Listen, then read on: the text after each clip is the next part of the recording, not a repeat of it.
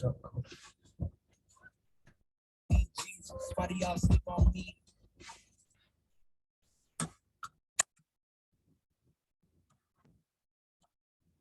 Hello.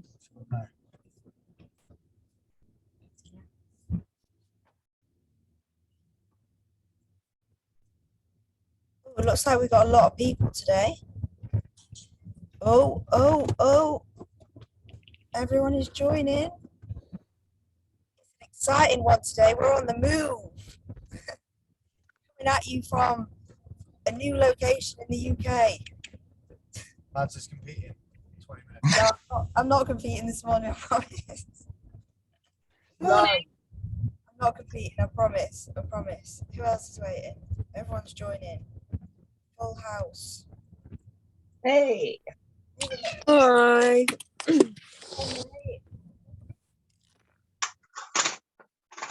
Was you asking me? Asking you what? No, just generally chatting away, mate. Oh, not too bad. How are you? Yeah, great, thank you. Great. Yeah, Mm-hmm. really Have I made it? made it. Yeah, you've made it.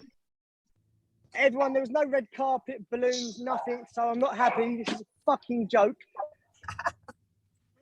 What you reckon? Can't feel my arse cheeks. Hello, big boy. Hello, mate. You're up? Big boy. Yeah, we're on the move today. We're always travelling at the moment, but we don't want to miss out on doing this. So I said I'll just do it on the move because I can. Because Corey's driving. I can observe. Make sure she's not fucking about. Oh yeah. We're in check, see? The boss. There's the Stevenator, look, and his vest copying me. Look, he knew I was in a vest earlier. He asked me, he said, what colour am I wearing? He's going to wear the opposite. Look at Mel. The Mel's stashing her rice cakes and like dark chocolate and stuff in her hands. Ready to... She's like buzzing that she eats something, so she's like. Oh, it's because like when I went food shopping, there was no like rice cakes, so I had to go and get them all now. Viking pause. Inside of my groin's vibrating. Guru is out on the move. Guru is always out on the move.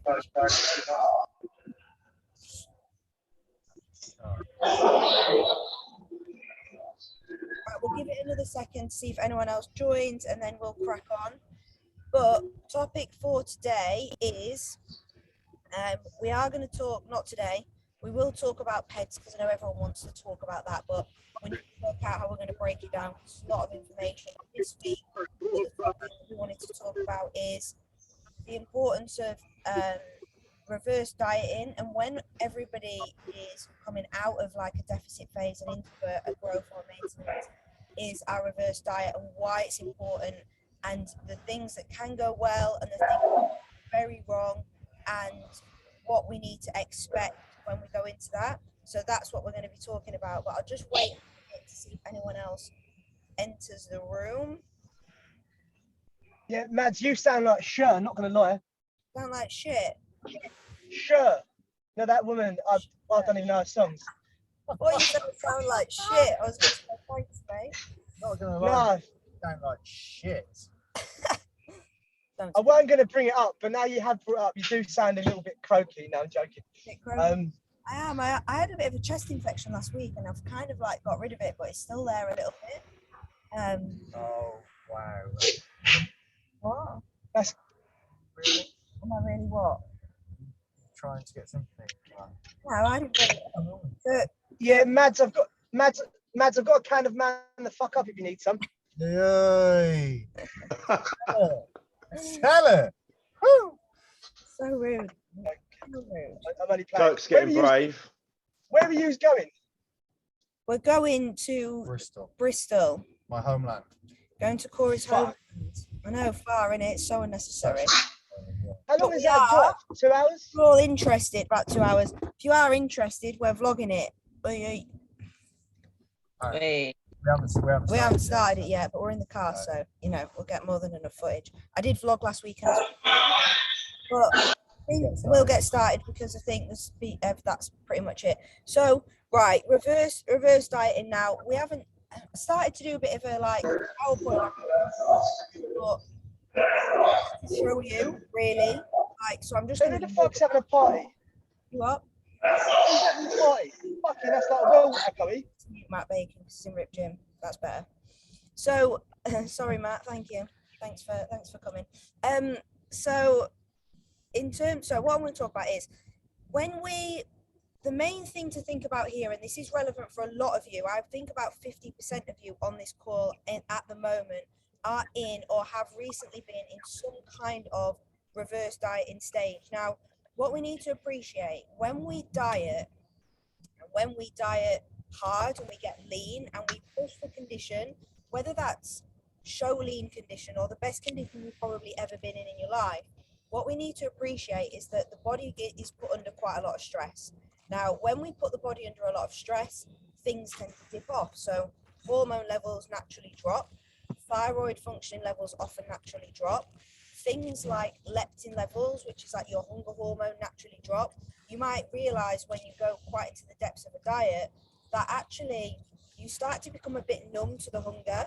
Like you're just kind of like lacking in energy, but you don't really get pangs for hunger anymore. Like that kind of drops off after a while.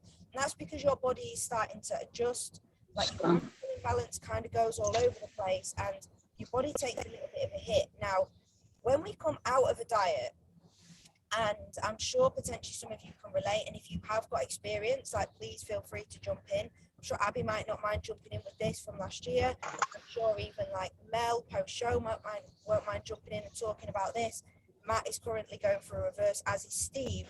Now, what is really important is when we stop dieting, so when we say to the body, right, you're no longer going to be super restricted anymore, and we're going to allow you to start filling back out, start replenishing your energy level, replenishing your glycogen level, replenishing your like lipid and fat levels. Now, what we need to understand is that your body is in a position then where it's like snatch and grab. So anything that you drip feed into your body is going to be in a position where it's like, I'm going to hold that, I'm going to take that, I'm going to take that, that's great, I'm going to take that, I'm going to take that. And your body hasn't been used to processing this much food before. So what we will often see is when we start to drip feed a little bit of food, and anyone who's had a cheat meal while they've been in a dieting phase will have felt this. The day after, usually, you feel absolutely ravenous. You're so hungry because what is actually happening there, as you give your body a little bit of food, your leptin levels, which is your hunger hormone, spikes in your brain. Now, that doesn't mean that suddenly you are more hungry as a human, but what it means is that your body is telling you are because it's giving you the leptin hormone response. So often you'll have a cheat meal on a Saturday after you've been dieting for like 4 weeks. You might have a Nando's, you wake up on Sunday, and throughout Sunday you feel ravenous while your body processes that food. Your body is now expecting more food, so your leptin levels rise. So you're in a position where you're like, oh my God, I am absolutely starving. And this is the point where people can get it very, very wrong. So they're very, very hungry or think they're very, very hungry. So they just eat. And your leptin levels stay high because your body it's new stimulus, your body is releasing these hormones, and you don't really get full. The only feeling of full you get is actually when your body is full and you get that pain and bloating in your stomach, and that's your body then saying, I could probably eat more, but you've fucked up here. And it's really too late at that point, you feel like rubbish. Now, what we need to avoid in this reverse diet, and it's really important that we understand why our body does this, so we know how to manage it, because your body signals things to you because it's in a state of like survival mode. Your body wants to be fed, your body doesn't want to be restricted anymore. So when we reverse diet, we have to control that reverse. We have to drip feed the body while the hormones come back to like a stable kind of level. Now, what we need to understand is like, say you've been dieting for a long time. The following day, me or Corey might say, right, now your food's going to be this. And we'll put you at a baseline, probably push you up to maintenance as quickly as we can to try and get you healthy. And your body's response will be, wow, more food, great, amazing, I feel really hungry. Your body's also in a position there where it uses and utilizes all that food very, very, very well. So because you're in a position where your body wants it, it will literally, anything you put in your body, it will use. And it will use very, very effectively. When your body... So can I jump in there quickly?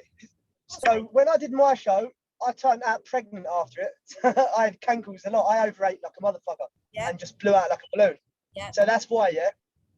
Yeah, that's why, because what you need to understand is as well, like, so your body is at a point when you're dieting, it's under stress, but it's internal stress, and it's comfortable where it is, it's processing what it's doing, and it becomes normal for it, okay? And this is why we trickle down diets. We don't just go into crash diets and stress the body out. But your body's happy in that position that it's in, it's responding, you're lean, it's fine. What happens when you say, like you say, come off post show or post diet or post whatever, and then you binge? You've got sodium levels in your body that are suddenly all over the place. You're adding in loads of salt, adding in loads of sugar. Your water retention, so you have osmosis, which is something where your body pushes water in and out of cells based on the salt that is within the cells in your body. So what will happen is, and salt is potassium, right? So when you've got different levels of sodium and different levels of potassium in your body, that level of water in and out of muscle cells and that swell changes constantly. So when you then suddenly eat loads of food, your body produces this like swell, and this is that effect that you see, Kirk, and you get like water retention around your ankles, your body's holding loads and loads of water, it doesn't really know how to process it. And some people think, oh, if I take diuretics which flush water away, that'll work and get rid of it, and that doesn't work, because it's the potassium and sodium levels in your body that are just all to fuck. So this is what we have to try and control. This is why you can jump in if you want. Guys, this is why your peaking procedure is very, very important as well. So the guys coming into the dieting phases or more harsher dieting phases, the back end of any very specific goal, which would be fat loss.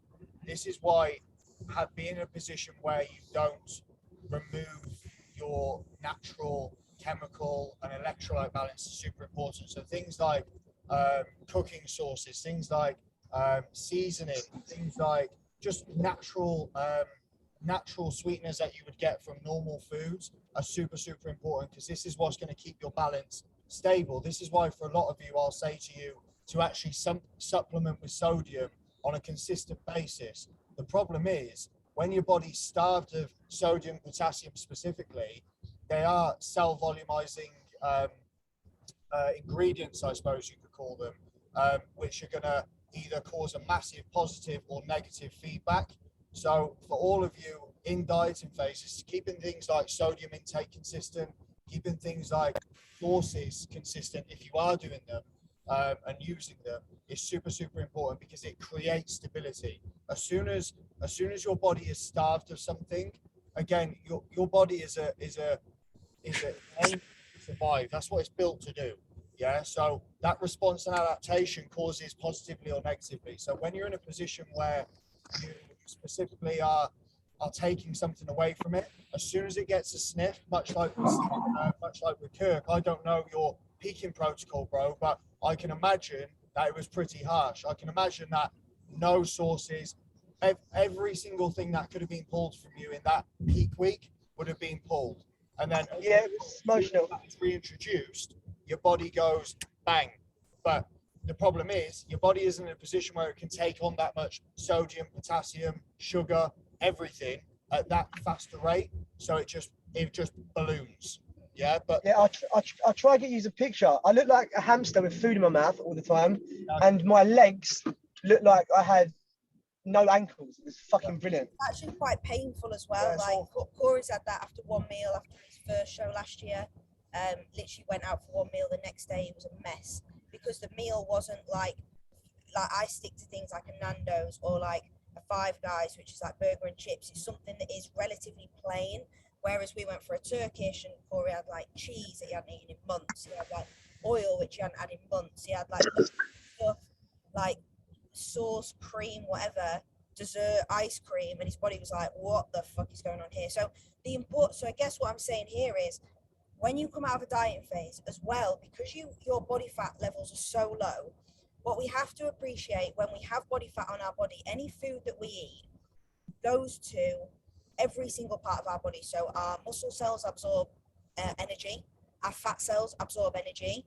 Now, when we diet and we lose those fat cells and those fat cells become very depleted, what we need to understand is that everything we put in our body, we still latch onto all the energy.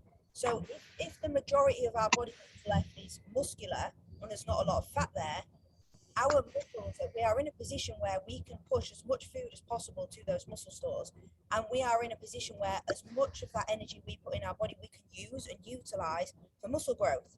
Now, we're in a very fortunate position when we're lean that we can optimize that growing process, because none of the energy we put in our body is going to be sapped by our fat cells. So we're in a position where we can benefit so much from being lean by the food we put in our body. And this is where you'll often see, and Aisha is a very good example, she's not on this call at the moment, but we've pushed her food coming out post-show and reversed, and she has just blown up from a muscular standpoint because her body fat was low and her training has been very, very good. Her food adherence has been good. So her muscles have been able to absorb as much of that energy as possible, use it for growth and recovery, and she's blown up from a muscular standpoint. Same thing with Matt, Steve. Hiya, I am here. Yeah. It's been 32. Go on, girl. yeah, I think that it was really successful because we had great communication as well. And I think that the Zoom call post show, you asked me what kind of things I like to eat, and we had a clear plan. So I think that's another reason why it worked so well. But yeah, I'm really happy with where I am at the moment. The thing is, guys, I think coming away from that emotional attachment of food, now, will allow you to actually progress faster. Like, you see the elevation in Aisha's food volume, Matt's food volume, Steve's food volume, Ricky's food volume. All of these guys have come through a reverse diet very, very recently. Kirk is about to do the same thing. By not cheating on your diet, it will allow you to have more food quicker anyway. What you want to appreciate, again, talking about calorie average over the week, like, you can have 1,000 calories more food of your actual food, or you can have a cheat meal. But the reality of having a cheat meal means that you're not going to have any more food volume. Do you know what I mean? So just being responsible and having that sort of mindset of it's not going to be forever, switching that emotional attachment off to more food and what you want now will allow you to progress a hell of a lot faster, but also maintain what you've worked so hard for, which is super, super important to remember, guys. So essentially, in terms of structuring that reverse, now Aisha just touched on it then, but the main thing is to obviously, we need to make sure that your like cravings for foods are kept to a minimal. So this is why post-show will say, go for a meal. And we touched on this last week, and I put a few posts up about this, about binging post-show or binging post-diet or going for a meal. Steve didn't even go for a KFC, I don't think, in the end. Post-diet, Ricky doesn't even have it. Ricky doesn't even have them. So choose something that you want and you can have an occasion for, go for a meal, whatever. Now, then post-show or post-diet, I keep saying post-show, but post-diet, post-fat loss phase, and when you're coming into reverse, to even if it's to maintain how you are, it's important that we add foods in that you like and that you want. So, for example, with Aisha, we added in squares bar, we added in bagels because she likes bagels, we added in dark chocolate, we added in yogurt, granola, we added in cereal, we added in, have you got crumpets, Aisha? I feel like you got crumpets and jam. Yes, I have. They're great. So the important thing there is, if you've got things that because it's not usually about quantity, it's usually about new stuff. It's about, I'm bored of eating chicken and broccoli, I really fancy something with some chocolate on, or I really fancy some jam, but I'm really craving a big bowl of oats, like that's all I want to eat at the moment, and it's boring, but it's because I've not eaten them in ages.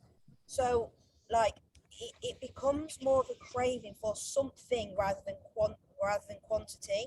So what we'll do is make sure we've got loads and loads of varied new foods, but we control the macro intake and we control the escalation of those calories.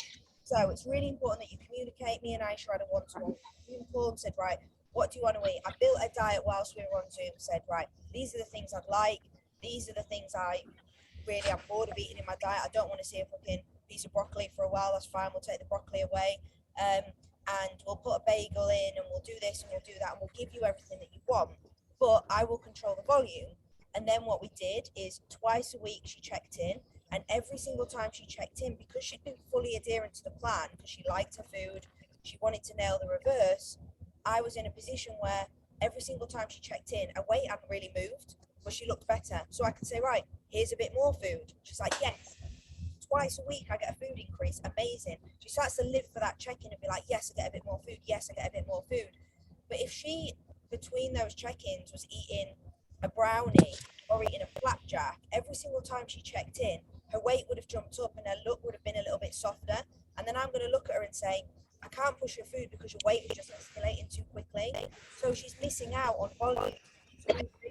So I'm able to push her food quite quickly because we're controlling what she's eating and escalating it bit by bit. And I think Aisha went from about 1,100 calories to like 2,600 in the space of about 4 weeks. And it's still only, she's just come back off holiday and I think actually dropped a little bit of weight off holiday, but about 2.5 kilos above her stage weight and looks absolutely incredible. But this is because she's nailed the reverse. Another thing to add is that she still had a meal off plan every single week where she's enjoyed something. So we've still replaced one of her meals on a Saturday afternoon, or 2 of them if she's gone out another 3-course meal, and she's still done that. So she's taken the sensible approach of, like we said on the previous Zooms, we replace 1 or 2 meals and then we go and have a meal. So she's still enjoyed that period of time with her friends, with her family, and enjoyed meals off.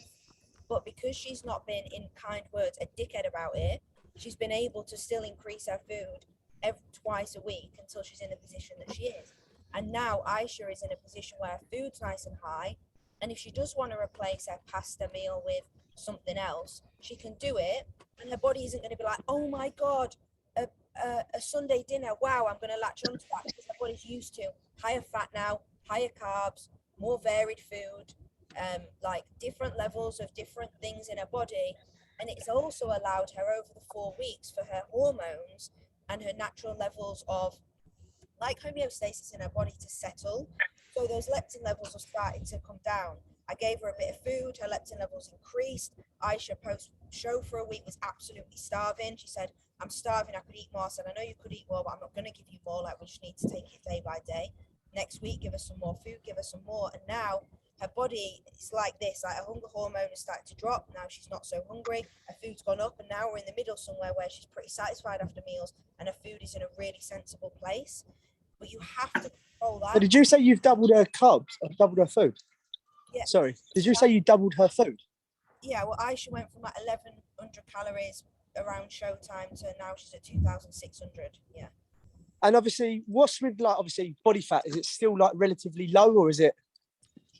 I would say that Aisha is probably as lean now as when she stepped on stage. If anything, she looks a little bit leaner because she's actually built some muscle. So I'd say she's probably in a better condition now than she was when she stepped on stage. Oh, nice. Well done, Aisha. Good shit. How many of you guys have been in that position before? Hello. Where you come out of dieting phases and one thing has led to another, and then all of a sudden you were ripped on Monday and then you're fat by Friday. Yeah.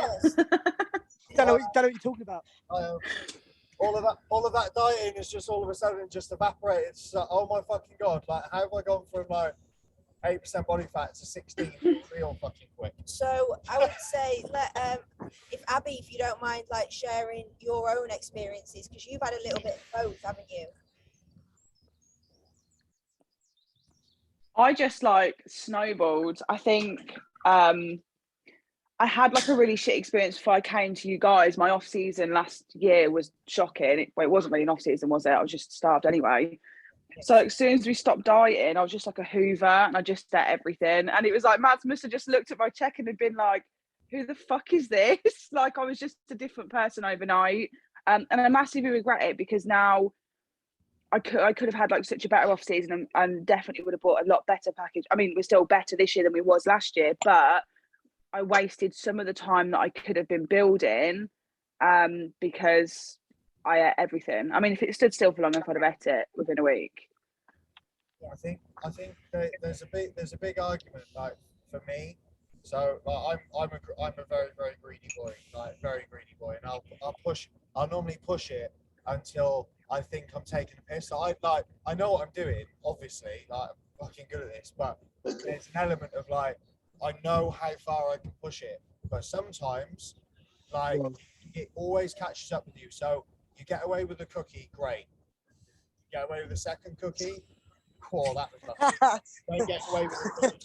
Like, you ain't getting away with it. And it's the idea of stopping yourself and having that conversation with yourself. And I think it's super, super hard. And it is like rose tinted glasses every single time, and be in a position where you can communicate. There's nothing, listen, guys, genuinely, whatever the situation, whether you're hungry, whether you're tired, like there's the right, I've always said to you all, the wrong answer, or the right answer is the honest one. So if you're struggling post show and you're like, do you know what? Like, I'm looking at my table mat that I put my plate on, and I actually want to eat it because I'm that fucking hungry, man. Like, that's cool. No problem. Tell us, and we'll be in a position where we can do something to support that. One thing you don't want to do is think, "God, I got away with that cookie. Mads didn't steal it on my check-in. I'm going to have another one tonight." You ain't getting away with it next week. Trust me. So, yeah. Anyone else had the same situation? I just jump in and out here, guys. How you doing? Yeah, basically. This is Paul. Hey guys, you all right? Yeah. Last year obviously was my first show. I did the Masters 40s, and after the first show, I remember my partner, she put on a cheese spread and a load of food and stuff in the hotel just because of all the stuff that I missed, all the stuff that I loved. And I did try to eat it, and I tried to eat other stuff, and I ended up only having probably a couple of crackers and a little piece of cheese and a few other little bits, and the rest just went to waste. My body just, even though I wanted it, I couldn't put it in my mouth and eat it. It's my mindset was there. It's like, it wasn't appealing to me because I've been in deficit for such a long time. I got used to that feeling. Well, I wish I was like you, mate. Yeah. Well, the thing is, when I did eat slowly, but then when I was full, I was comatose 10 minutes later. I didn't wake up for 8 hours. And because you're that exhausted after a show, it's, as much as you are hungry, you're more tired, and your body's just such a low point. And it's hard to explain the feeling, to be honest with you. What I would say as well, Mel's still carrying around a pack of rice cakes. She ain't putting them down. She's holding on to those rice cakes. Don't let them go, Mel. So what I would say as well is that a good way to think about this is when you spent so long doing that, and this is a really good point that you just made, Paul. Everyone thinks, I can't wait to eat this post show. I can't wait to eat another. You do also have a bit of an emotional attachment to the hard work you've done. So what happens is, and I'm very much like this. You got bagel. Like, you come off stage or your photo shoots or your fat loss journey, and you've worked so hard that you have worked also not just to have the body that you've got, but to be in a position, like I said, where you can make the most of that from a muscle building growth standpoint. And Abby just took on this. Get your iPad, Oliver. Well, I will put it on charge. Go and get it. Fight. Sure. You kind of like ruined your off season before it's even started, and this is what Abby was saying. So me and Abby started to reverse her really well, and then I think Abby had a bit of a snowball, and she won't mind me saying this because she's super open and honest, but like had a sort of week where didn't communicate with me and fell off the rails, came back, and I was like, mate, we're 9 kilos heavier, what am I supposed to do with this? Like, we're going to have to go into a little bit of a diet again.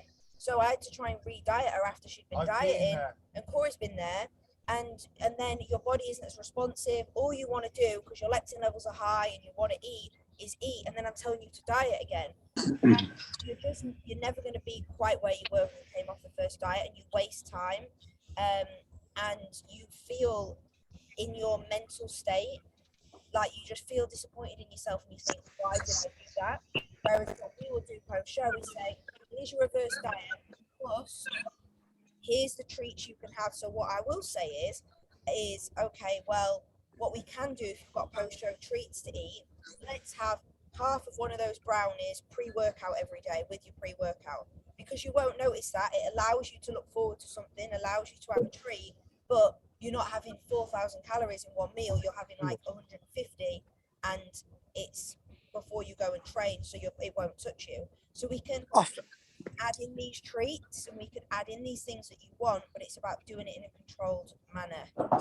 You're saying that that's all well and good, but obviously, if I was to do another reverse diet, I'd have to clear my cupboards. I'd clear them anyway. I can't have nothing in there apart from diet food. If I have chocolates, crisps, anything, I'm going town. I cannot leave it. I don't know if that's a man thing or a woman thing, but saying that, Kirk, like we've had a conversation about us moving forwards on your next goal and phase specific goal, and you said like I do not want to lose this condition. Like point blank, whatever I need to do, like tell me what I need to do and I'll do it. So there's that emotional attachment to your hard work, isn't there? Do you know what I mean? Yeah, but again, with people, like, you know, if you've got kids or family, if you've got chocolate in the cupboard, and like you said, if you are craving that fucking placemat, go in the cupboard and there is a cookie, then you're going to have the second cookie, the third cookie, then you're fucked. Then it's game over. Yeah. And that comes into that self. Back on the Stairmaster for 6 months. Yeah, and that comes into that self-sabotage we were talking about last week. It's like, oh, I've had one now, fuck it, I'll have 10. Yeah. And this is why often we'll say, put it down. Don't have these things at home. So don't have them in the cupboard. And this is why I don't like post-show treat boxes, because you end up with 10 brownies to eat and you're like, oh, the fuck am I going to do with them? I might as well just eat them all in one go. And this is why it's much better at shows or whatever. And I keep coming back to shows because it is relevant for people, a lot of people on this call, but also just post-dieting in general. Like, don't hoard things. So at a show, at wherever you're at, like, there's going to be cookies there. You're going to go for a Nando's. Next door to that, there's probably going to be a waffle place where there's going to be a cream. It's like, go and buy something, go and enjoy it. Someone at the show will be giving you a cookie. You'll get one in a goodie bag when you win, like whatever. Enjoy that and then leave it there. And this is why we always say as well with cheat meals, you go out for a cheat meal. Avoid home cooked foods where you buy 2 loaves of garlic bread and loads of pasta, like loads of dessert. Like just go out, enjoy that time, come away, come home, and then you just continue as normal. Back to I don't know if that's a good idea. I did that last time. I did that after my last show. I went out, so I didn't eat anything the night of the show because I was so disappointed, and like I had a week of like being doing really well. And then we went out for dinner the week later, and I starved myself for most of the day, so I was hungry enough, and I ate something like, I think I ate 12 fajitas, and then I finished off with some sorbet, and then I got a pint of ice cream on the way home as well, and then I ate some donuts when I got home, and I gained 17 pounds in 2 days. Fucking hell. Yeah, bro, I went fucking ham, honestly. Yeah, fucking well, I best pretty much regained all the weight I lost on prep, like in a weekend. 12 fajitas in one go. 3 weeks. You are? Yeah, mate, I was hungry, man. I was hungry. I got starved. Season 24 hours. And do you know what? It's so easy for that to happen. Like, people do not realise. Like man versus food. Yeah, I think I fuck that. But no, going back to what you said 10 minutes ago, I would prefer to have an extra one of my meals. So say if you gave me like another bagel, a burger in it, or another 200 grams of potatoes like in each meal for the day, then go out for a cheat meal. Because then I'm still on prep, but I've had more food and I feel better. Yeah, it's more satiating, isn't it?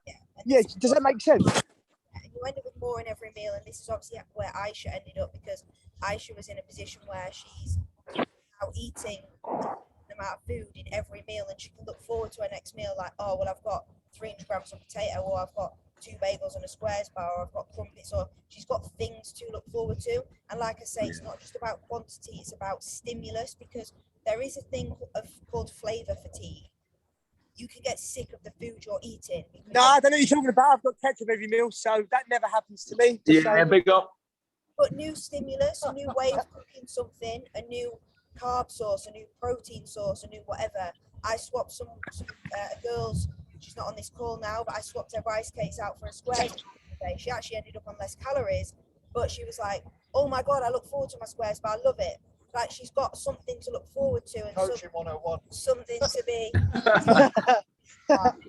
because she feels like it's nice because it's more interesting, or it's different because it's different, but even though it's less food. So that's another thing as well, is keeping that stimulus high. This is why we give you options with your food.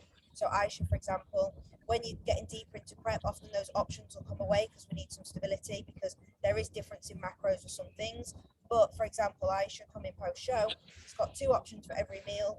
She can eat she can be like, oh, well, I don't fancy mince and pasta and cheese. I'm going to have chicken and sweet potato and dark chocolate because that's what I want. So she'll choose that instead. So having the options, having an increase in that food post-show or post-diet, and sticking to that. And the key is sticking to it. And if you can stick to it, there is a pretty much a promise guarantee from us that within 4 to 5 weeks, your calories will probably be between doubled, nearly tripled, and you'll feel amazing and you'll actually still look amazing. And I would say Steve Ryan is a prime example of this right now. Steve probably looks the best he's ever looked. He was waiting for this. You've just made his fucking day.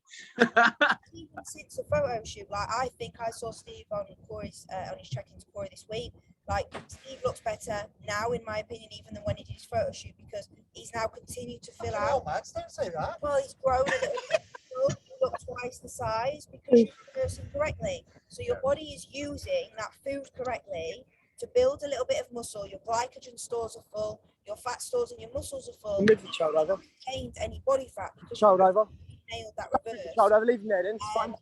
And if you want to show people and share that, obviously you can. But you look fantastic and you do look very, very good because you've nailed it. And you haven't fallen off plan and you haven't binged and you haven't gone and eaten 10 KFCs because you can. Like you stuck to the plan. There is a question I'd like to ask Matt Bacon, Steve Ryan, and Ricky. I'm only singling these guys out because they've obviously recently come off their shoots. Two of you are very big family men. Obviously, you've got a lot of kids. Steve Ryan's got a little boy as well. But what has been your mentality shift? Because I've seen it. What has been the motivation for you? I know Ricky said in his check-in this week, I don't bother with cheat meals unless I can really justify it. Like that for me is a massive, massive statement to say, I don't give a fuck. Like I want to eat my food and do my thing. Where's the motivation and what has been the change for you guys? Not looking skinny anymore. Yeah? Yeah, just it's better to eat more food than have some shit meal of a weekend that makes you feel like crap for days. Yeah. And yeah, you regret it. It's just For pointless. me- I'd rather eat another 20 grams of rice. Yeah, that was the thing I was going to mention. Is that like when you restrict yourself on the diet or on a prep, whatever, and you're down to eating like just protein veg, for example, and then you go back and eat all these especially because carbs are so inflammatory, and you eat like a shitload of carbs and loads of oils and things like that, you feel dreadful for days usually. At least I did. For me, after the shoot, I did. It was Easter, wasn't it? So I did have an Easter egg, but I started eating it, and then I thought, well, why am I eating it? I feel like I'm just eating it because I feel like I should be eating it because I've dieted for so long.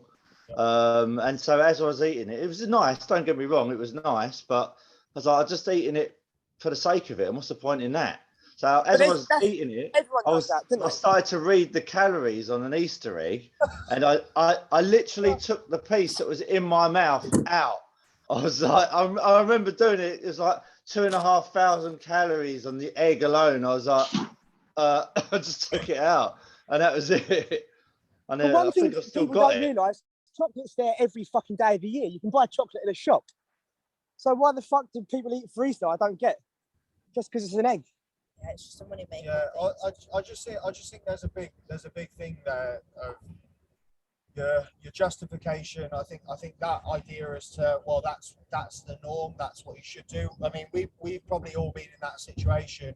We've all got somebody around us in some way, shape, or form. If you haven't, you've got us. I'm lucky, but it's, like, oh well, I'm dieting at the moment, babe, or I'm dieting at the moment, mum, or I'm dieting at the moment, dad. Okay. Oh, so you're finished dieting now, so that way now you can be normal. So it's like, well, what's normal? Well, normal for us is eating out of Tupperware and progressing. Normal for everyone else is just doing whatever the fuck they want, but that's what we deem as normal. So you come off your diet and it's just like, and you're right, like I'll say go and do something that you can enjoy. That's not necessarily like go and have a Burger King. That's go and do something that you haven't been able to do due to time restrictions, food restrictions, or whatever it may be. Does that make sense? So that whole idea of I'm going to have an Easter egg, Steve, because that's what I feel like I should be doing. and then you're like, in actual fact, why am I doing it? Because I don't feel like I need to. So I think there's a massive point there. Are you the same, Matt? I mean, listen, like, you've got 400 kids, so you've got loads of plates that you can finish. Yeah, no, it's hard sometimes because obviously there's always sweets, crisps, and everything. But for me, I don't ever want to get that big again. I've done it twice. I think I don't want to do it again. So more for me, my motivation is just to, I just think, what's the point of having it? I don't want to go back to where I was. I worked too hard to get where I am now. Yeah. So yeah, it doesn't bother me whether I have it or not. I just adhere to my plan and just carry on going. And the wife understands, and so the kids. So. Yeah, and the flip side of that is as well, your mood is better because your mentality is better because you feel confident. Whereas when you do that binge, like I've been on the receiving end of Corey when he's been like that, and he's vile because he feels he feels shit because he's fucked up or he's done something he shouldn't have done, and then you just sit with guilt, and then he's an arse because he feels guilty, and I would rather that didn't happen. So. Obviously, like if you're in a better place, you feel good about yourself, that resonates through your mood, through how you then execute yourself with everything, and it makes a massive difference. And I think one thing I want to touch on, and this isn't me putting you on the spot, Mel, but everyone has an experience of this, and I think the first time you have these experiences, it shapes you massively. So Matt's saying, like, I don't want to get fat again. I dieted before, then I got fat, and now I've dieted again. I don't want to get fat. Like, look, Abby's had that experience of post-show of just being like, fuck, I gained 9 kilos in a week. What am I going to do about that? I'm not going to let that happen again. I know next time that won't happen because she's had that experience. So everybody has pretty much had that experience. Bar Stuart Denny and me, because I'm perfect as well. But I think so.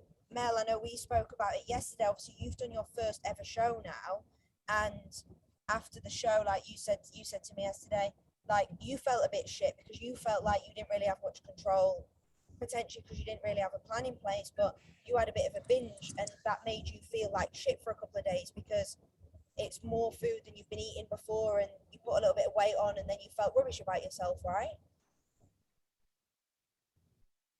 Yeah, it was actually so bad. I hated it. It was terrible. I literally ate everything I saw because my calories were below what they were meant to be. And when I did eat everything I saw, I just felt like a fucking balloon. Like my face was swollen, my legs were swollen. Like I just felt swollen. Yeah. What was nice to hear was that reflection and processing stage that you went through in terms of like, wow, well, this has been a couple of days and I already feel like shit. I'm going to stop now and literally like do whatever I can to get myself back to where I need to be, which is so important, guys. Like taking stock. Listen, if you can stop yourself before you have the cookie, great. If you can stop yourself after you've had the first one, great.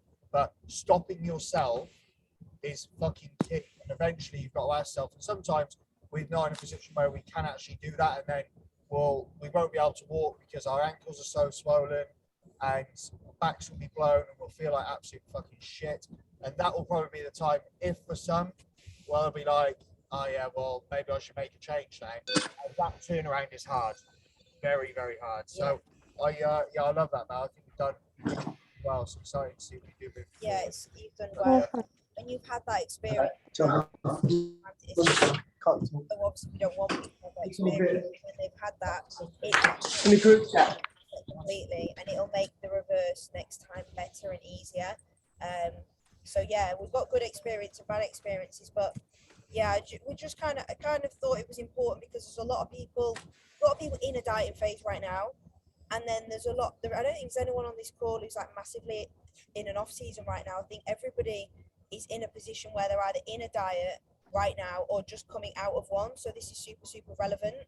And whether you are just coming out of it or you will be in a few months or weeks' time, having this in mind and understanding how badly it can go wrong, but also like the massive positives when it goes right, and the why we do that is really important to talk about. So I hope that everyone has like taken a little bit away from this and it's been helpful. Has anyone got any questions? Yeah, has anyone got any questions? Just going back to the Mel thing. Women, then they Say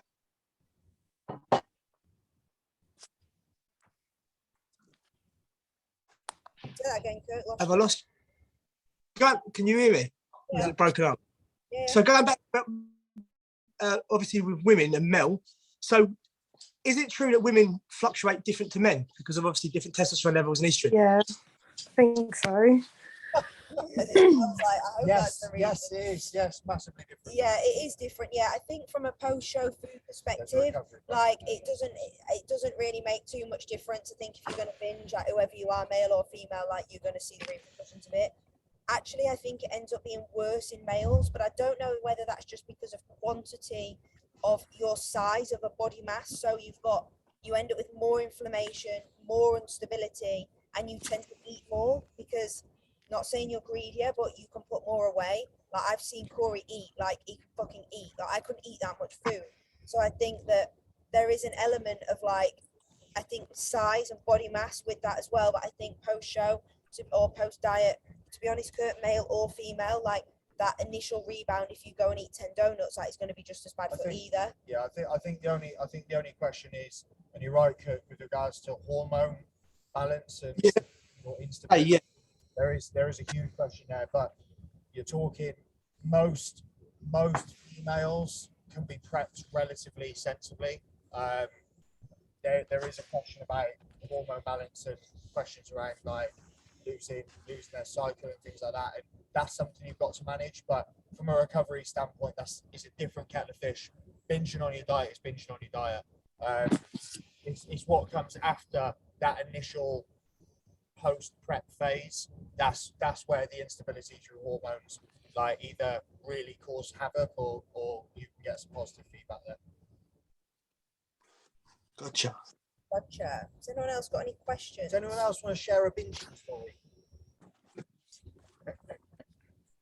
I was like, no, I don't want to hear about a donut ever again.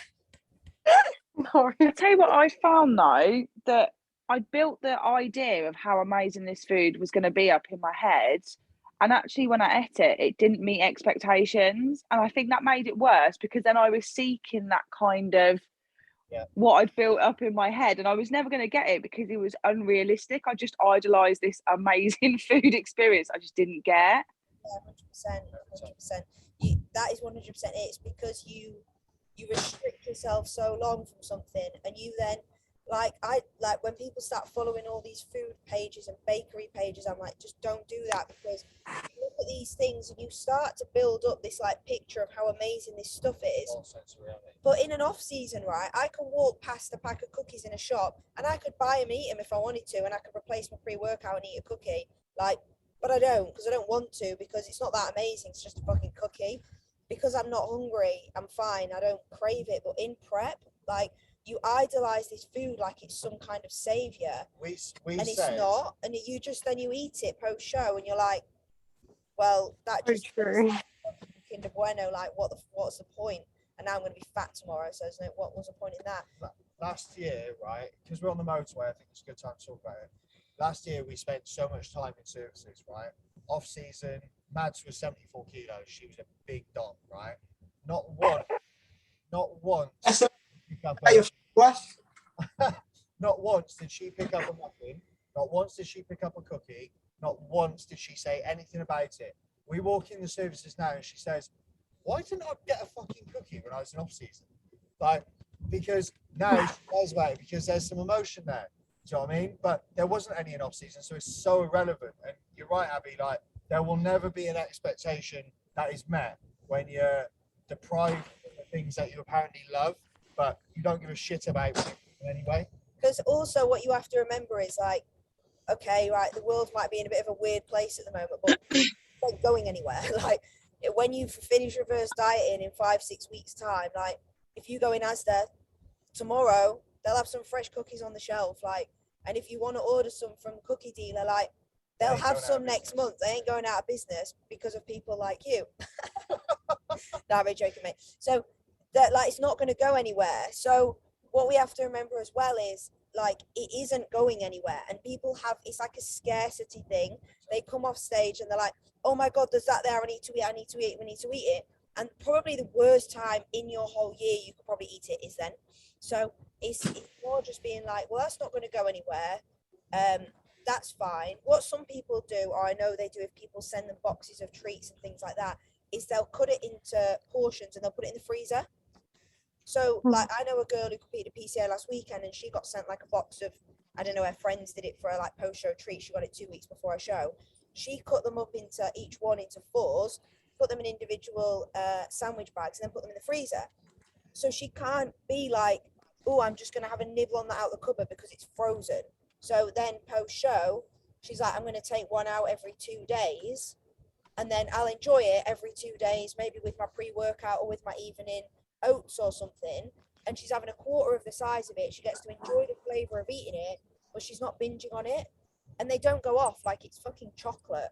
So when you get it out the freezer and it defrosts, it's fine. It's just the same as it was before it went in. So that's quite a good tip as well for people. I got a Millie's cookie bought for me, a giant one, by one of my old clients, Jack. And he bought me after the Graftism, didn't he? Like between the Graftism and the Arnolds. Yeah, you had another 3 weeks of prep. I had another 3 weeks of prep, right? And I was looking at it and I was just like, what if I could get away with that? And I was like, no, I can't get away with that. But what if I could? No, I can't. So Mads taped it up and put it in the fridge outside and then barricaded it with loads of stuff. And when I finished prep, I went to have it. I had a mouthful and had a meltdown because it was so shit. So shit. Like, and it was such a waste of time. So I promise you guys, not a single thing that you want on your diet is really that good. But yeah, no, it's, Squares bars broken up into your oats with some dark chocolate and nut butter and whey before you work out is so much nicer. I promise you that. So, have you ever been to, in like Wickford, they have, I know they have them everywhere, but have you ever been to the place Cookies and Cones? yes. Yeah. Right, so like my parents for my post show bought me like 2 of those massive like Biscoff because I love Biscoff. Yeah. And like after my show, they forgot them, but they was like, it's fine, it's in the freezer. And that's where I think I went wrong. I literally went home, I got them out the freezer, and I literally just ate like, I think 5 of them. I just put them away. Like, I don't know how I did it, but I put them all away, like these massive Biscoff, like fucking circle things, like white chocolate cookie, like. And to be fair, they did actually taste the nuts. I did feel a bit sick afterwards, but like I actually put, I don't know how I did it because I don't know how I had space, like, but I put them away. And you know Dame chocolate? Yeah. I literally put that away as well. I think my mum must have bought me a massive bag. I put the whole bag away, like. And afterwards, I just felt so shit. But I don't know how I actually put it all away because it was a lot of food. And I also went out and had a Turkish afterwards. So it's like an out-of-body experience, isn't it? It's like you like black out. You're a fucking animal, Mel. Yeah, you're a beast. I don't know how I did it. Like, it just put it all away. In off season, I'm going to plough you a Biscoff in your oats, so you'll be fine. And I'll let you have one of them once a week, and you won't even want it. You'll be so sick of food, you won't want it. No, but it's so true. Like in off season, I never really had an off season because I was maintaining on really low calories. But when I was maintaining on low calories and I had like the smallest amount of Biscoff, I actually didn't even care about it. I didn't want it. But it is so true what you say. Like after, like when you're on prep, you want everything you can't have. Like, and when you can have it, you don't even want it. If that makes sense. Don't want it. No, when I came off show first time, we like I'm quite good with this stuff, but in my head, I came off show.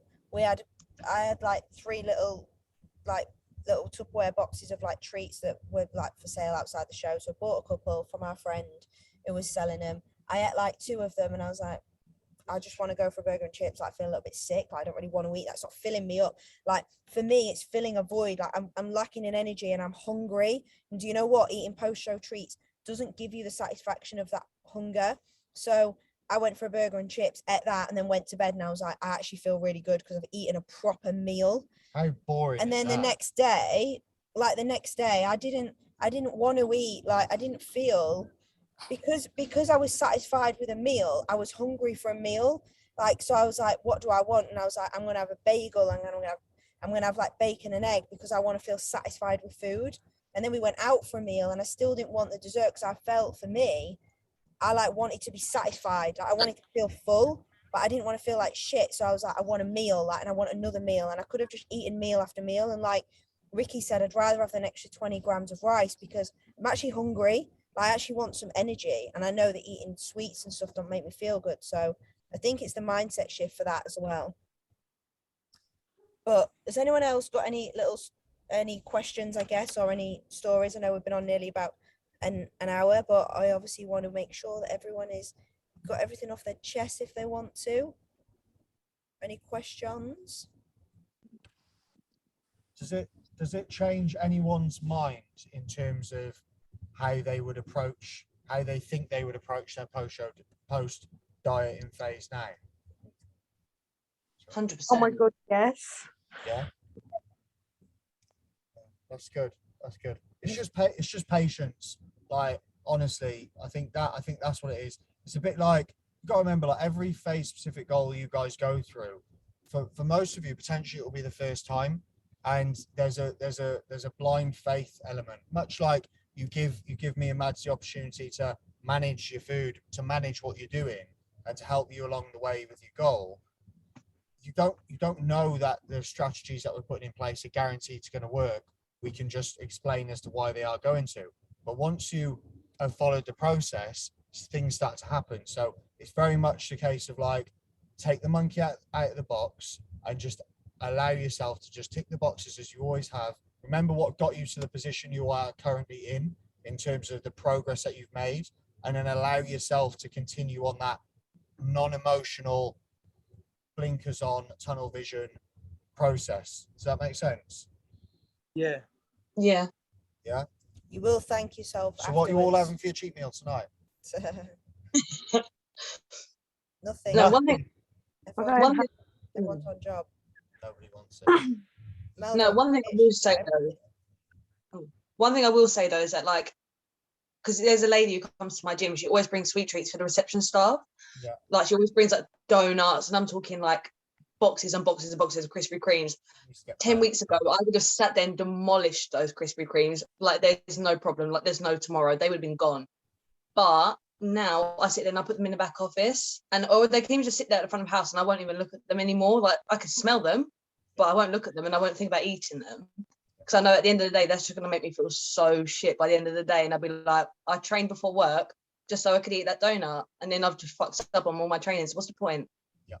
No, thanks. Only half an hour cardio per donut, just saying. No, none of that, Kurt.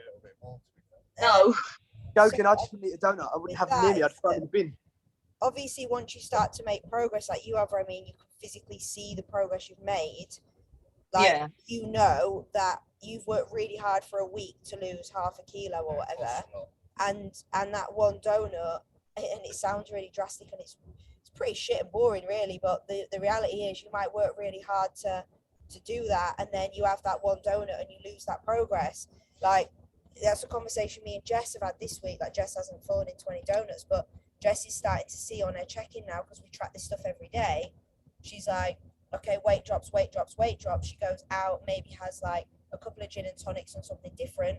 Then the next day her weight holds or goes up a little bit. And you can see the result of doing the off-plan stuff and the effect that it has on your, not the effect it has on your progress as a whole, but at that point in the week, maybe the effect it has on that maybe momentum that you're starting to gather and that momentum that you've got. And it'll put brakes on the momentum sometimes and you have to restart it again a little bit. And that is the reality with these things. But the more momentum you can gather, then once you've actually got the plane off the runway, is the analogy we like, the more of these little things you can actually get away with, as Corey likes to say, because you're very far into your journey. Like, in our off season, like, it gives you room to move. Yeah, like, I know what I can eat and get away with, and I can have a Nando's a week and not put on any weight because I've been doing this a long time. My body can deal with the food. When you're new into this and you've not been doing it a long time and you've still got a lot of movement to make and a lot of momentum to gather, like, you can't get away with as much, and that's just the reality. So yeah. No, I literally, I won't even look at a sweet treat anymore. Like, I don't even want to look at them. Like, I don't even like the look of them. I'd rather sit there and eat my meal prep food. Like, I've got all my Tupperware sitting there, and I'm like, I'd rather eat from that than eat like a chocolate bar and then feel like death, like, within 20 minutes. Yeah. No thanks. Achieving your goal tastes better, for sure. Does achieving your goal taste better than that Krispy Kreme? Is what we're saying. How is everyone though? Any struggles this week, or are you all good? Yes, anyone got anything they want to ask? Are you all happy? Yeah, that thing on your finger, not the wedding ring, the other one. You've both got one on. Aura ring. What's that? Does that do the heart rate thing? Yeah, it's like a Fitbit, but it's a ring. So it's the brand is Aura, Oura. Is that what you're saying? Yeah, it keeps popping up on my Instagram. Cost a fucking mortgage, mate. Yeah, they're not overly cheap, but they're about the same price as an Apple Watch, but they're better from a fitness perspective. Like they track you more accurately, in my opinion. Obviously, if you want an Apple Watch because you want it to do all the functions that Apple Watches do, it's different. But from like a fitness perspective, tracking steps, tracking like body temperature, telling you what your readiness is. I've got the new one. So it talks about. She's gonna have to get her one now. They talk about like. She's got an engagement ring, bro. That's what she's having. Yeah, it's like tells you like how your body's functioning from like your temperature and stuff. They are good. Yeah, Are they worth getting then? Yeah, in my opinion, yeah. We've got a discount code for them if you want it. I'll have to have a look. I just bought the Apple Watch the other week, didn't I? I don't even like wearing it. And then I got given a pink Apple Watch. Why am I going to wear a pink Apple Watch? It's gonna suit your nice tan skin, Kirk. Right, has anyone got any more questions related to food and dieting, or even just related to their week? Has anyone had any struggles? Are we all good? I crashed my yesterday. Yeah, that's not a struggle. That's not a struggle. No, we don't need to talk about that, Kurt. Can I have some more food? Maybe some more food. Can you have some more food? Next week. No, you can't. You can't. We'll have a look at your check-in this week, as always. And You had an extra apple and a bar of chocolate yesterday. yeah, fucking hell, mate. You came over. You had a green. Fucking hell. I'm beating you guys. Yes, mate. Yeah, you can have some more food. If you're a very I'll be a very good boy. Right, everyone have a lovely weekend. Thank you for joining. Oh, bloody dog. See you all later. Lots of love. Bye bye. Yeah. You guys take care. Guys, have a good weekend.